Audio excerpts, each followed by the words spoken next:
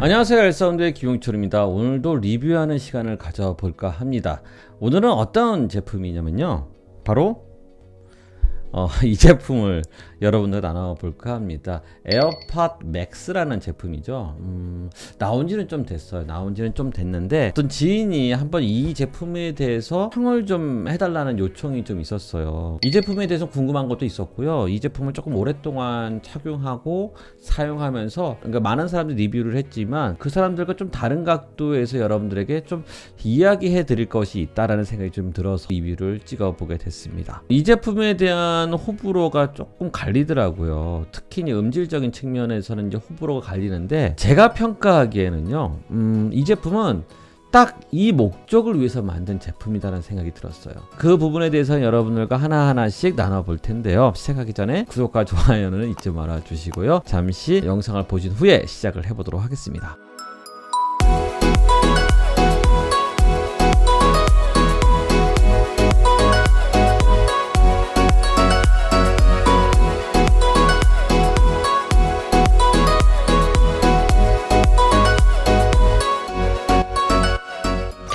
자, 시작을 해보도록 하겠습니다. 이런 모습이죠. 어떤가요? 제가 착용한 모습이 애플사만의 고유한 어떤 디자인 감각이 있는 건 맞아요. 일반적인 헤드폰의 디자인하고 좀 다른 컨셉의 디자인을 가지고 있죠. 일단은 기본적으로 많은 리뷰하는 분들이 이야기를 했겠지만 이 헤어밴드 쪽이겠죠. 헤어밴드 뭐라고 해야 되나요? 이렇게 이제 탄력이 있어요. 탄성이 있는 느낌. 머리를 헤어밴드를 이렇게 했을 때 이렇게 눌러지는 느낌. 그게 아주 자연스럽게 이제 되어 있고요. 그리고 이제 이어컵 자체가 메탈 재질로 되어 있죠. 메탈 재질로. 보통 컨트롤하기 위해서 일부분만 이제 메탈로 이제 되는 제품들이 있는데, 이 제품은 전체가 다 메탈로 되어 있어요. 그러나 이제 이 메탈로 되어 있지만 이 전체가 컨트롤하기 위해서 메탈로 만든 건 아니고요. 라이트 쪽에 있는 기능 버튼이 위에 달려 있어요. 그래서 이것은 이제 컨트롤 크라운이라고 해서 볼륨 업다운을 시키는데 되어 있고요. 그 노이즈 캔슬링을 온오프 할 때 사용하는 버튼이 있고요. 그 소리를 플레이, 스탑, 앞으로 가는 거, 뒤로 가는 거는 이 크라운 컨트롤로 2번, 3번 이렇게 눌러서 컨트롤하게 되어 있고요. 이 부분에 대해서는 많은 리뷰, 그러니까 유튜버들이 했기 때문에 굳이 제가 이제 이거에 대해서는 평을 하기에는 조금 그런 것 같아요. 또 독특한 거는 이어컵을 탈부착이 가능하게끔 되어 있는 거죠. 독특한 것은 이 이어 안에 쪽에, 지난번에 볼스 700 같은 경우에도 이 안에 공간이 좀 깊다고 얘기를 했잖아요. 이 제품만의 독특한 어떤 사운드 퀄리티가 있다라는 것을 유추해 볼 수 있지 않나 생각이 듭니다. 또 하나는 이제 이런 케이스 같은 경우도 좀 독특하죠. 이제 스마트 케이스라고 해가지고 이 안에 이제 집어넣게 되면 실제로 이제 온오프 버튼이 없어요. 이 제품에는 온오프 버튼이 없고 이렇게 케이스에 있다 집어넣게 되면은 오프가 되는 거죠. 일단은 이 외형적인 것은 이렇게 마무리 짓도록 하고요. 나이 든 사람, 저 같은 중년의 사람들이 쓰기에는 약간 거부감이 있는 건 사실이에요. 왜냐면 워낙 그 젊은 감각에 맞춰져 있다 보니까 약간 사이버틱한 그 느낌이 있기 때문에 젊은 층에 따라 타겟을 했다고 하면 중년인 저로서는 기분 나쁘지만 뭐 타겟을 정확하게 젊은 층이 대상으로 하겠다라고 했다고 하면은 뭐 충분히 받아들일 수 있는 거죠. 어떤 리뷰를 찍을 때 좀 비교 대상이 되는 제품들하고 비교를 한번 해보게 돼요.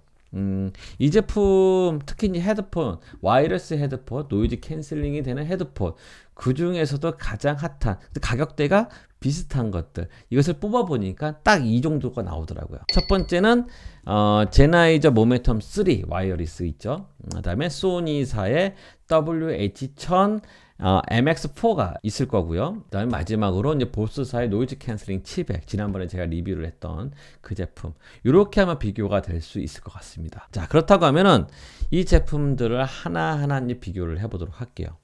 제일 첫 번째 가격이겠죠. 가격이 지금 이거는 아마존에 나와 있는 금액이에요. 조금 이제 제가 리뷰를 찍고 올렸으니까 조금 편차는 있겠지만, 자, 제나이저 모멘텀 3 같은 경우는 241불 정도 되고요. 그 다음에 소니 같은 경우에는 348불. 최근에 나왔기 때문에 그랬을 것 같아요. 그 다음에 보스의 700 같은 경우도 마찬가지겠죠. 379불. 근데 에어팟 맥스 같은 경우에는 438불. 와우. 근데 지금 보시는 이제 무게를 한번 비교를 해볼게요. 왜냐면 이 제품은 항상 사람들이 많이 나오는 게 이 무게가 난다고 해요. 이 헤드폰만의 무게를 비교해 보면요. 제나이저 같은 경우는 305g.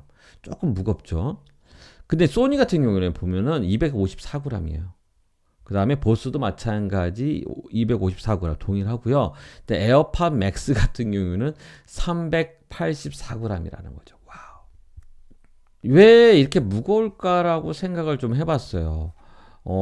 지금 보시는 것처럼 이 표에서 보면은 드라이버 자체를 네오디움 드라이버로 사용했거든요. 보통 네오디움 드라이버 같은 경우를 사용했다라는 건 좀 가볍게 만들기 위해서 사용하게 되는데, 그럼에도 불구하고 저렇게 무겁다라는 거죠. 자, 그러면은 무거운 이유를 한번 더 따져보면은 배터리 수명이라는 게 있잖아요. 배터리 수명이 지금 같은 경우에는 20시간을 간다는 거예요. 그리고 차지 타임이 2시간. 2시간 동안 차지를 했을 경우에 20시간이 간다는 거죠. 그럼 다른 제품 한번 비교를 해볼까요? 소니 같은 경우는 3시간 충전에 30시간이 구동이 된대요. 와우. 그리고 배터리 파워가 얼마나 많이 들어가면 1100mAh. 오. 이 에어팟 맥스 같은 경우에는 따로 표기된 게 없기 때문에 잘 모르겠지만, 어찌됐든 네오디움 드라이버의 배터리 용량이 훨씬 큰데도 불구하고 소니 같은 경우에는 254g이라는 거죠. 이 안에 들어간 칩셋의 문제가 있지 않을까? 칩셋의 소모 전력이 많이 큰 게 아닌가? 이 배터리 용량이 파워가 더 올라갈 수밖에 없지 않을까? 그러다 보니까는 이 무게가 많이 나갈 수밖에 없는 게 아닐까? 저 나름대로 이제 한번 생각을 해봤어요. 블루투스는 다 5.0 동일할 거고요. 이제 코덱 같은 경우에는, 애플 같은 경우에는 SBC하고 AAC밖에는 지원을 하지 않습니다. aptX 같은 경우에는 지원을 하지 않고 있고요. 당연하겠죠. 굳이 자기네 칩셋이 있는데 퀄컴 칩을 쓸 이유가 없기 때문에 당연히 aptX는 쓰지 않겠죠. 자, 그리고 이제 마이크 같은 경우에도 보면은 노이즈 캔슬, 그러니까 어쨌든 애플의 에어팟 시리즈는 노이즈 캔슬링에 좀 신경을 많이 쓰는 건 사실이에요. 특히 이제 주변 소리 듣기 같은 경우가 상당히 자연스럽거든요. 내가 헤드폰을 쓰고 있는지 벗고 있는지 모를 정도로 아주 자연스럽게 만들어주는 그런 기능들이 있잖아요. 그리고 노이즈 캔슬링에 또한 상당히 자부심을 갖고 있는 회사이기 때문에 마이크 같은 경우에 9개가 들어가 있대요. 8개는 노이즈 캔슬링, 그러니까 왼쪽 4개, 오른쪽 4개. 그러니까는 이제 안에도 있고 밖에도 있고요. 지금 보시면 어떻게 되어 있나요? 지금 하나, 둘, 그다음에 안쪽에 이 바깥쪽에 또 하나가 있네요. 어쨌든 간에 애플사만의 어떤 독특함이죠. 뒤처질 수 없죠. 소니하고의 경쟁 구도에서 특히 노이즈 캔슬링 역할만큼은 뒤처질 수 없다라는 것을 이제 보여주는 거죠. 다 거두절미하고 음질적인 거에 대해서 여러분들과 한번 나눠보도록 하겠습니다. 제가 프리퀀시 레스폰스를 잠깐 보니까 좀 독특하게 되어 있는 거예요. 어떻게 독특하냐면요. 보통 이런 제품들 같은 경우에 이렇게 비교를 하게 되면, 일단은 이 디자인적인 측면을 봤을 때는 젊은 층을 타겟으로 하지 않았을까? 젊은 사람들이 좋아할 만큼 취향에 맞게끔 튜닝을 하지 않았을까? 전 개인적으로 그렇게 생각을 했어요. 그렇다면 일반적으로 에어팟 프로 같은 경우가 맞겠죠. 저역대, 특히 이제 300에서 600, 800까지를 아주 부스터 시켜두고요. 그 다음에 또 이제 2km 이상서부터 또 부스터 시켰다가 또 한 7km서부터 떨어지는 곡선, 이게 일반적인 어떤 곡선의 형태를 가지고 있는데, 이 제품은 젊은 사람들이 좋아하는 취향의 음악에 좀 다르게 약간 오디오필, 그러니까 음향 애호가들에 맞게끔 튜닝이 된 것 같은 느낌이 들었어요. 첫 번째는 뭐냐면 저역대가 많이 깎여져 있어요. 지난번에 얘기했듯이 저역대가 깎여 있으면은 그만큼 해상력이 좋게 들린다고 얘기를 했잖아요. 근데 좀 너무 많이 깎여져 있는 느낌이 들었어요. 그리고요, 고역대가요, 지금 보시는 것처럼 3km가 이제 올라갔단 말이에요. 그러면 그게 이제 유지되다가 7km 정도 가가지고 떨어지는 게 일반적인데, 얘는요, 한 5km대에서 5km 주파수 대역에서 갑자기 뚝 떨어지는 거예요. 그러다가요, 7km에서 갑자기 또 올라가. 그 다음에 또 다시 떨어지는 거예요. 이런 형태의 독특한 튜닝을 하고 있다라는 거죠. 그렇다고 하면은 음향 애호가들에게 또 맞기에는 조금 애매한 요소가 있다라는 거죠. 저음 영역을 너무 깎아도 문제가 되거든요. 거기다 고역에 대한 특성 자체를 전반적으로 올리는 것도 아니고 좀 독특하게 만들었다라는 거죠. 음악을 들어도 마찬가지예요. 음악을 들어도 뭐가 좀 이상한 거예요. 예를 들자면 제가 보통 많이 듣는 어떤 재즈라든지 아니면 클래식이라든지 아니면 락이라든지 음악의 성질이 완전 다른 극과 극을 달리고 있는 그 소리를 다 들어봐도 뭐가 서로 간에 아쉬움이 있다라는 거죠.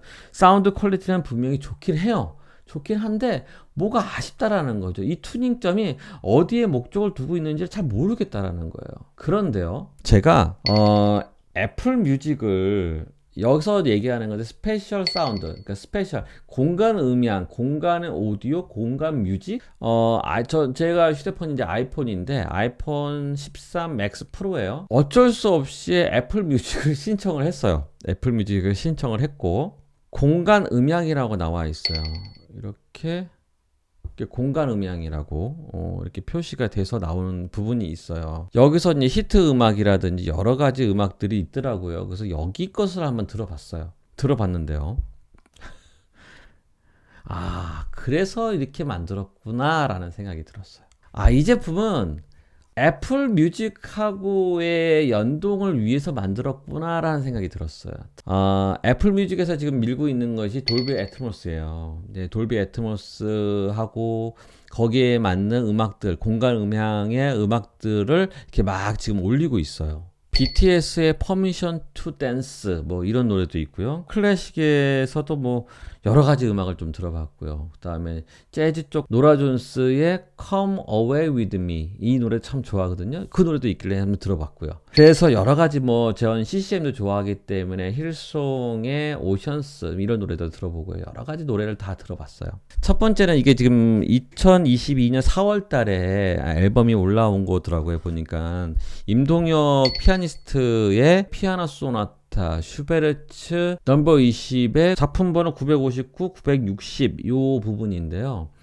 그 중에서도 저는 이제 그 노래 중에서도 두 번째 2악장의 안단티노의 이 곡을 들어보면서 이 녀석이 왜 스페셜 사운드, 스페셜 오디오가 왜 어떤 것을 말하는 건지를 조금 이제 알겠더라고요. 왜냐면 제가 착용해서 들어보니까 스피커에서 나오는 소리 같아요. 스피커. 그러니까는 분명히 귀를 착용하고 있는데 내가 지금 헤드폰에서 나오는 소리인가? 아니면 저 앞에 스피커에서 나오는 소리인가?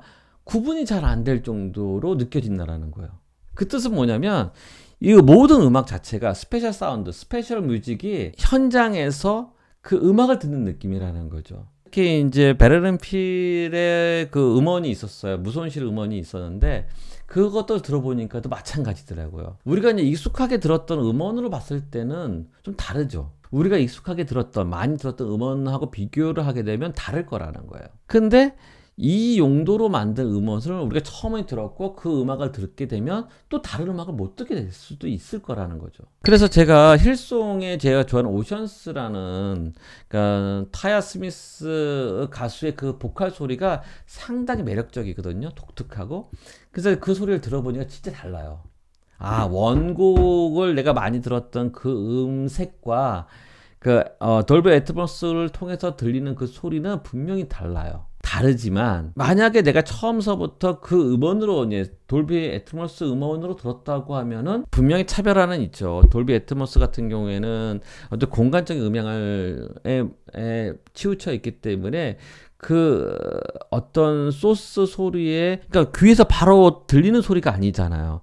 저 앞에서 나한테 소리가 전달돼서 그 공간에 있는 것처럼 느끼면서 소리를 듣는 거기 때문에 그 해상력이나 전달력 같은 게 약간 떨어지는 건 사실이에요. 그러나 그 자연스러움이 매력적이에요. 상당히 매력적이에요.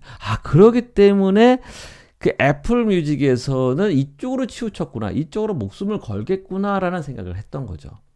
자, 오늘은 이렇게 여러분들과 제 개인적인 생각과 제가 들으면서 제가 느꼈던 부분들, 그런 부분에서 여러분들과 좀 나눠봤습니다. 좀 기대가 될 것 같아요. 애플 뮤직이 또 어떻게 성장하고 또 어떻게 이쪽 영역이 개발되고 발전될지 좀 기대가 되는 건 사실이에요. 그렇기 때문에 저도 이걸 또 사야 되나. 자, 오늘의 리뷰는 이렇게 마치도록 하고요. 다음번에는 아마 튜토리얼로 여러분들과 만나보도록 하겠습니다. 다음번에 만남을 기대하면서 준비하도록 하겠습니다. 고맙습니다. 감사합니다.